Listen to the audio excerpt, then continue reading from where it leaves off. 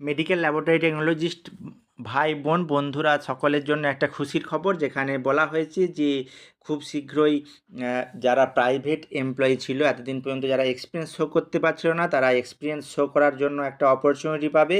এবং সেই অপরচুনিটিটি শুরু হবে কবে?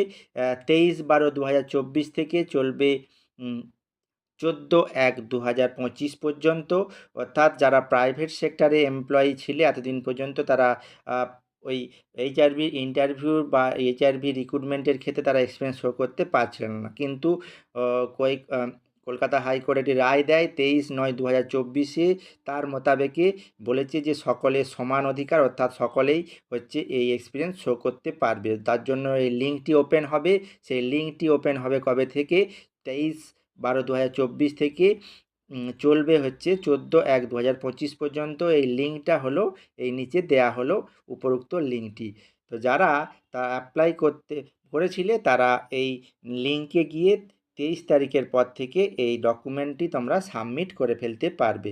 তো বন্ধুরা, সেক্ষেত্রে বলা চলে যে মেডিকেল ল্যাবরেটরি টেকনোলজিস্টদের ক্ষেত্রে একটা খুশির খবর। যারা অনেক দিন ধরে কবে রিক্রুটমেন্ট হবে সেই আশায় বসেছিলে, অতএব রিক্রুটমেন্ট প্রসেসটি খুব শীঘ্রই চালু হবে। যেহেতু ডকুমেন্ট আপলোড করার একটা অপশান দিয়েছে, আশা করি এরপরে ইন্টারভিউ প্রক্রিয়া শুরু হবে।